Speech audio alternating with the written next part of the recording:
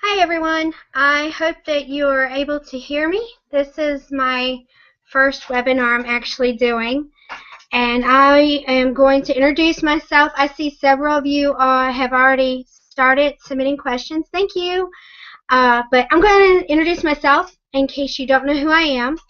I'm Tracey M. Cox. I am a children's author. I've been writing professionally since the year 2000. And if you hear a little woof woof in the background, that's my puppy. Anyway, I've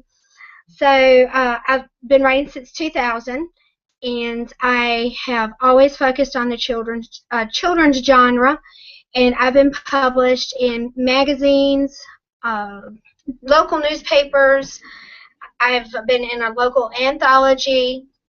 I've also done my blog, of course, guest blog posts, and I have books.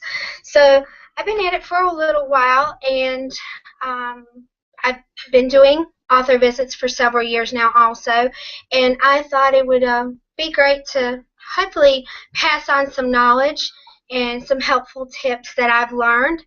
And so I have some notes so I don't get too rambunctious and go off on my rabbit trails. So what I wanted to let you know about author visits is that the best thing you could ever do is prepare, because you need to be able to present yourself professionally. And here are some things. I've already gone over it on my blog on several of these, so if I'm repeating, I wanted to go into more depth for you. The number one thing that everybody needs, honestly, is a website. You put out your content and your information that people can read about, because there could be another person that has your name. Unfortunately, there is another Tracey Cox. She's a published author, and she's on the New York Times bestselling list. Luckily, I went with my middle initial. I have Tracey M. Cox, so I can tell people to make sure they put the M in there so they pull up the correct person. You can put on your website information about you, your books, what you offer. It could be your presentations, services that you offer people in the field. It can also be PDF downloads. Everybody loves freebies, and when you put things like that on your website, it creates valuable content that people can share. And who likes, everybody likes to do that. Of course, number two is your books. And the reason why it is so high up there is because two leads into three, which is your presentations. Before you even think about contacting people for an author visit, you have to have presentations. And I listed several, just brainstorming several different ways that you can present something. If you have a book on a subject matter, it could be nonfiction. I know a friend of mine, I hope she's watching, her name's Donna. She has one, and she has a presentation specifically geared towards that historical fiction and covers it. I have a story that's coming out, I'm waiting for my release date, that takes on a different spin of stranger danger. Well, I can actually create one presentation to focus on nothing but stranger danger and the awareness of staying away from strangers and what do you do if a stranger does get you, kind of thing. So another way that you can do it is you can do the writing process. How do you do it? You get your ideas, you put it on paper or your computer, and you go through your process.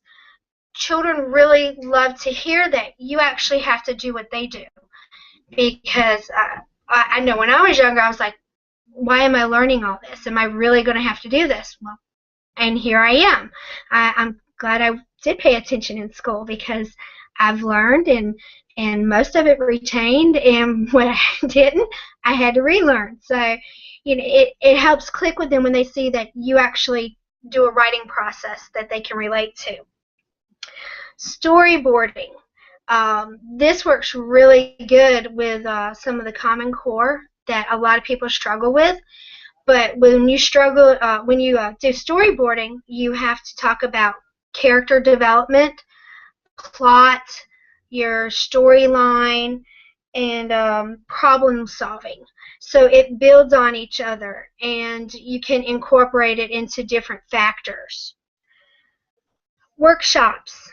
I actually started one this year, and it's a writing workshop, and I'm going to get to do my very first writing workshop next week in Ashburn. So I'm excited about that. And that's where you just take a story and you actually go through the process of breaking it down with characters, plots, problem solving, basically storyboarding, but they actually get to take home like a little book at the end. And one thing I will tell you is when you do figure out a good presentation, get in front of a mirror.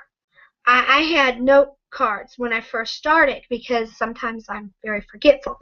And so I'd have my note cards and I'd have them numbered and I'd have them laid out in front of me and I'd go through them to make sure I covered all my points. And I would get in front of the mirror and I would practice. I would pretend that that was the audience. And I wanted them to really understand and what I wanted to say and how I was saying it, and I wanted to make sure that it came across good. My children are my sounding board. Bless them. They listen to my presentations and my stories and all kinds of things. So, definitely practice, practice, practice. And also, once you get it down packed, time it. Don't rush through it, but just get a really good sense of how you want to create it. You want to have the dynamics and the draw and back and the back and forth, and you can pretend that you ask a question. Pause, literally pause and pretend that some child's out there answering it. And then you can have an idea, because a lot of media specialists that I've spoken with will ask me, well, about how long does this presentation last? And then you can say, oh, well, that one's about 15 minutes, or that one usually runs me about 30 minutes. And that just helps a lot. The last thing that I think you really need to have in preparation, there's actually three things. There's forms, flyers, and business cards. And I have my business card here. And I use Vistaprint. They make pretty good sturdy cards. I even got to put a QR code on my card, and it's just a cute little video that I put together, and it's like an introduction to me. Forms. When I do a form, I have several forms. One of them's my bio, and I hope that they will print these out and send them home. And there's actually a QR code here where I made a video just introducing myself to the parents and letting them know who I am and what I plan on doing while I'm at the school. And of course, always include your website, and I have pictures of all my books that are available. And whenever I have a new one come out, I have to update, which is not a bad problem to have. There's your book order form. I've done this several different times. And one thing I will tell people, whenever you do that, leave a spot for them to say autograph to, because who doesn't love a signed book? You want to encourage that. Here is one of my favorite flyers that I did. It is an author is coming to our school. And I did some silly things. And as you can see at the bottom down here, I have a QR code. And that QR code goes to a video to the students of, guess what, I'm coming, kind of thing. And just me being silly and, trying to be fun. Let them know I'm not really a bad stick in the mud kind of thing. Also have an agreement letter. This just covers you, and it covers them too. Because you know what you need to provide, they know what to expect and what they need to provide. It just lays it all out really nice and neat. One thing that I learned is create a little mini flyer. This one needs to be redone now, so don't hold me back to it. And I have my picture. I have a little story of how I became an author. And of course, make sure you have your website. And the reason why it's a good idea to have something like this or a bookmark or something is because not everybody can afford or will be able at that moment to buy a book. And I have a lot of kids that come up to me and say, do you think I could have your autograph? And I pull that flyer out and I said, sure, no problem. And 9 times out of 10, oh, my name is so-and-so, and you put it down there and you sign it, and they'll take it home and they'll show their parents, look what I got, and there's your website and your information, and maybe it will lead to a book sale. Now, to get ready, what you need to do, once you have all your presentations ready, is you need to I have an emergency box, and it has all kinds of like little goodies for me, like a little bag of tissues. I have eyeglass wipes because, you're going to touch your eyeglass and you can't see anything. Cough drops, peppermints, that whole kind of different things. Because as you talk, you're going to get a dry mouth, and I will start coughing. I don't know about you, but I'll start coughing. I always ask people, I need my water. So I make sure I have a big old bottle of water with me too. I put all my books and all my equipment that I carry. I have a big carry-in tub. I'm working on getting something a little bit better that I put it in, and I also have a bag that I take, over-shoulder bag that I take with me just to pile everything in, so I have it kind of neat and right there at my hands. One thing I tell people is when you use when you autograph, get a very good pen. I love a good writing pen, and this is just me from working in an attorney's office. Use blue ink because they can tell it's authentic. Most stamps are black, and ink will smear either way. But when you have that blue ink, you know that it's a real autograph. Even if the kids saw that, they can remember later on, hey, look, it's blue ink. That's just me, though. I'm a little rabbit trail there. Also, things to bring when you do go. Flash drive. This is my flash drive I have. Nothing is on here except for my author visit material, because I'll send it ahead of time. Things will happen. It won't load correctly. Something crashed with their email and they can't get it to pull up. So I just pull up my little flash drive and plug it in, and hopefully we're good to go.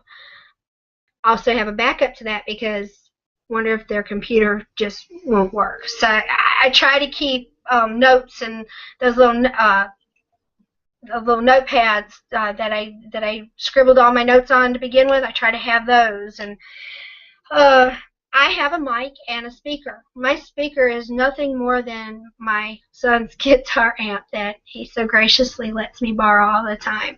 And they bought me a mic for Christmas, and it wasn't expensive. You can get a very good sounding mic and a good coax for about $50. So I mean, it's not really expensive. Bring extra cash because somebody will either write the check for wrong amount or they won't bring the correct amount of change. So you do have to sometimes make change while you're there. So it's always a good thing to do. And this is on my to-do, I want it so bad list, is I want to get a little tablet to replace my laptop so it's light, easy to take with me, and a projector. I don't know if any of you have ever checked them out, but the projectors are not these huge contraptions that we had when we were in school. They're actually like, they can fit in your pocket. They're awesome, and they cost about as much as a good tablet. So, come on. I mean, that's what I really want to do. And if you have all that, if something happens on the school's end, you can back everything up. So I don't have the tablet or the projector yet, but something that I'm aiming for. So that's how I've been preparing, and I have all my ingredients in one box, or I should say in a box and a bag. And what I do once I have everything together is you have to find out how to communicate with the schools. And it's different in every area, it seems. I live in Georgia, so if anybody's watching that's in Georgia, here's a heads up. Georgia likes to have you contact the media specialist. So I've got my spreadsheet and I've got my contacts, and I've already contacted them twice this year. I contacted them last month when we started, and I'm in the process of contacting them. I've contacted almost all of them again, just as a reminder, because you get super busy at the beginning of school, and just to remind them that I'm doing it. Some people want you to contact the principal. Sometimes it's the superintendent.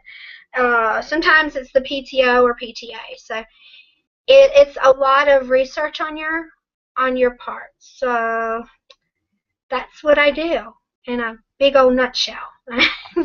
And I will start answering your questions.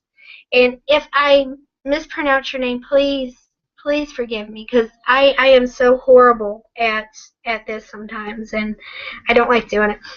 But first one was Kirsten Larson, and she said, "Hi, Tracy." Hi. I'm just wondering what you wish you had known when you were first starting out. What do us newbies really need to know? That they're going to love you no matter what. I have gotten up there and stuttered, forgot where I was at. I get in a ball of nerves for nothing. I was in a ball of nerves before this, and now I'm kind of in a mode, so I'm calmed down. But that's the main thing, is be yourself. Find out what your strength is and play to it. If you're funny, well, do something funny. And I like the construction part of it. So one of my best presentations is the writing process, and I've gotten rave reviews on it. So my best advice to anybody is be yourself and enjoy it, because they're going to love you. I mean, they're getting out of class and listening to somebody totally new, totally different, and hopefully you make an impression with them. Okay, so, right. Okay. And it says, what do you wish you had known as a beginner? It's Kristen again. Just what I just said. That no matter what, it's going to be okay. And to relax. Don't sweat it. And another thing I would tell you is, if you can go somewhere local, somewhere that you're comfortable with, that's wonderful. One of my first author visits I did was at the elementary school when I first moved down here, and I told the kids in one section to be careful, because those look like the same seats from years ago, and they might pinch them, and they're like, "Oh, she knew." So, if you can do something comfortable, it'll break the ice, and you'll enjoy it, Okay. And Donna says she's having audio problems. I am recording this.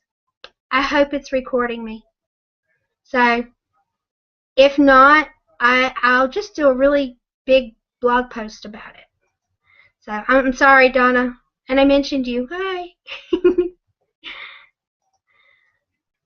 And this is a question I was going to ask, looking forward to Tracy's response. Okay, well, I'm glad I got it to it.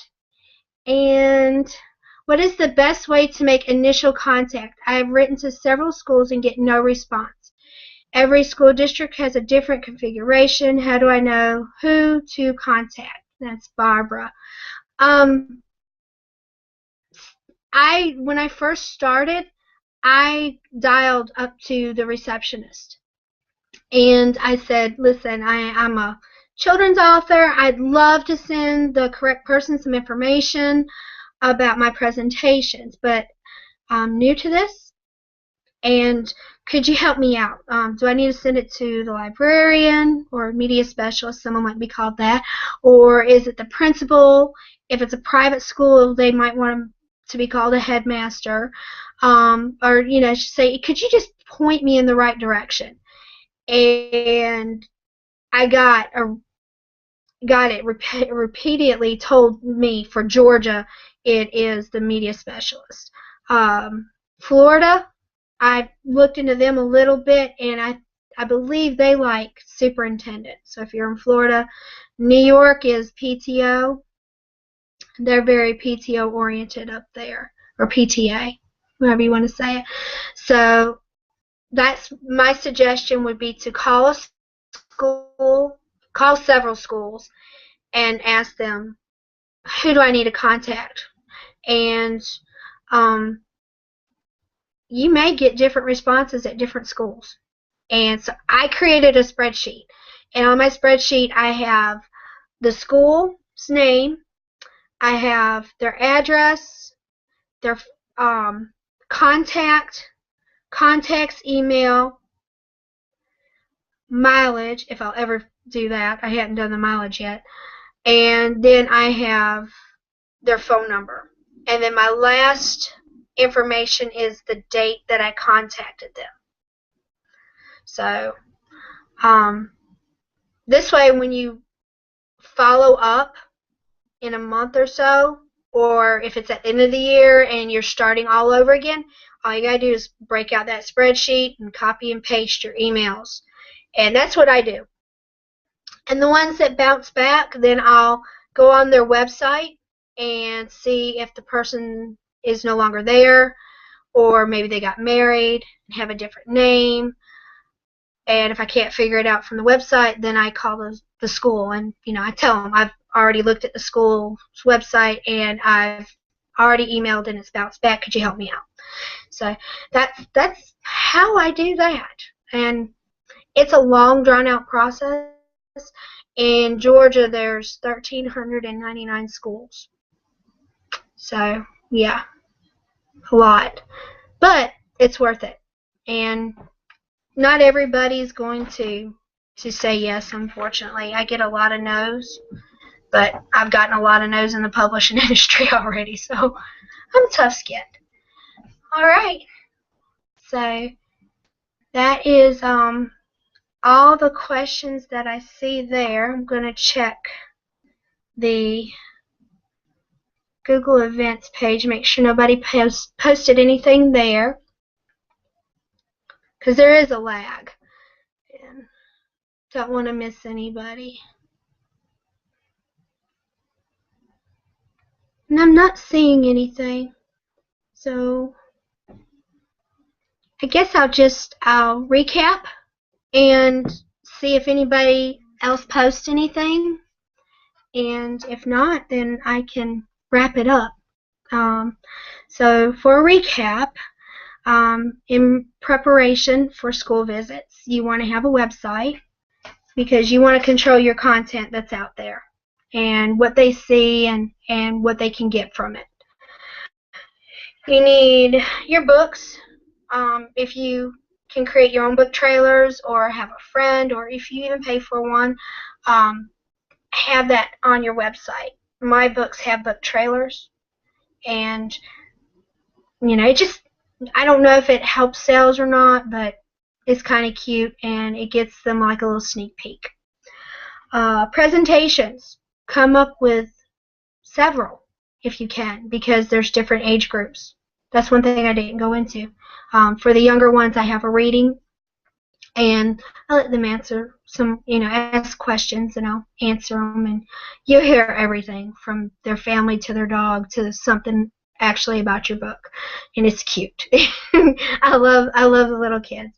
And then, like, for the older kids, I'll have the writing process, or I can talk about the submission process and how that happens. and then I have a writing workshop. I'm creating one about stranger danger for when that book does come out in a couple of years. I'll have it ready. Just get several presentations together, and then have on your website, have your flyers. On my website, I have my author bio, I have my author is coming, I have my book order form, I have all those in a separate links that are PDFs, and then I have my author visit packet, which is about 9 pages, and they can download that in a PDF too. So that just really helps everybody to get on the same page, know what to expect, and hopefully get everything together. Yeah. Okay. Juliana Lee, hi. She said, sorry I got here a little late. It's okay, no problem. Hope I didn't already answer this, but do you provide activities or lesson plans for teachers? Have not answered that. I am in the process of getting lesson plans for teachers, and that is because it is so hard around here to get into schools. I live in a really rural community. My next door neighbors are cows. End of story. And so they don't have a lot of extra fees, monies to get me or anybody else in there. So when you have lesson plans, yes, it's an added bonus. I also have created activities. It could be something that I saw like on Pinterest or something like that, and I just incorporate it. into a cute little sheet. I'm sorry, I have a puppy, and I incorporate it into a PDF so they can download it.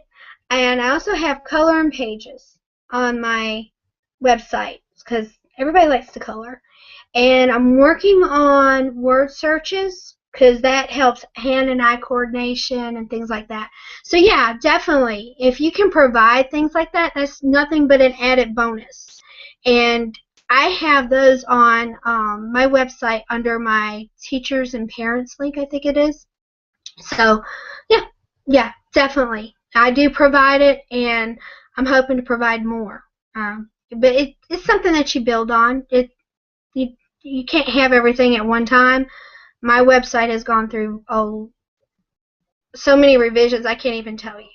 But I got it right now where I really, really like it, and people say it's easy to find things. So I think I did a good job on it.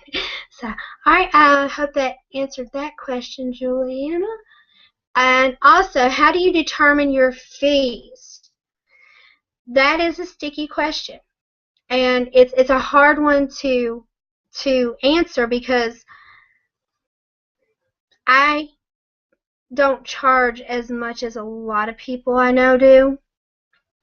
And I think what you need to do is you need to determine the area that you live in,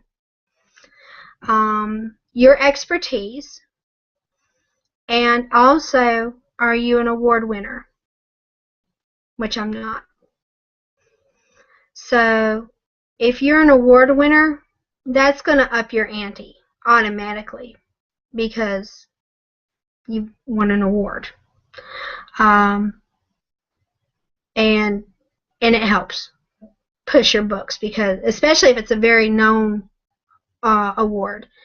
So the way I determined my fee was I looked around what people charge, and I looked around at the economy here in South Georgia, and that's how I came to my conclusion. I did not undersell myself by no means. I don't think I did. I'm almost up there to what some of my friends in Atlanta charge. And Atlanta's got more advantage because there's more schools and they have more people that are on committees that can help get grant money and know how to use your Title I monies and things like that. So that's how I think you should determine your fee, is your experience, your knowledge, and the community that you live in, and just stick to it from there. Now, that one's being obnoxious. I'm sorry. So I hope that answered that question. It's difficult, and you just have to go with your gut, I think, and what you can live with. If you can live with $75 for a half a day and you do 2 sessions, then do it. If you've been at this for 20 years and you've got 15 books under your belt, and a couple of them have been on honorable mentions, and maybe 1 or 2 won an award, and you want to charge $500 for a half a day, then do it. So I just think it's to your own heart, I think, and that's what I did, and I've had a lot of good response about it. And I also try to put on my website different grants and different ways for schools to raise money. And they've actually told me thank you for doing that, because sometimes they don't know that what is out there or how to use it. And you're welcome. I'm glad. I hope that helped. That was a roundabout way of saying it. So, but yeah, it's something that I enjoy, and it's a learning experience. I've gotten more relaxed over the years that I've done it, and a lot of the times when you get there, you have to fly by the seat of your pants, because not everything's going to go the way you think it's going to go, and some kid is going to say something crazy to you and just make you laugh, and you just have to go with it. It's fun. And enjoy it, because they're going to enjoy you too. All right, well, I think that's the end of my questions. I'm going to check the page one more time, make sure nobody has posted anything there. And I hope my rambling made some sense to everybody. And it's nice getting to see everybody that come. Thank you. I appreciate that. This is my first one that I have ever done, so, and it won't be the last. It definitely won't. And I'm going to say her name so wrong. Keila? Keila Dawson. I'm sorry you can't log on. I don't know what happened, but if you'll post it in the questions, I'll check back in a little bit, and if I didn't get anybody, if nothing's showing up in my question and answers right now, so you can post it on this little regular page, not my video, but the regular page for it, and I'll check back in a little bit, and I'll try my best to answer any questions I didn't get to, okay? All right, well, it's been 35 minutes, folks. That flew by. So I hope you enjoyed it, and keep coming back, and have fun reading, and happy writing. I'll talk to y'all soon. Bye.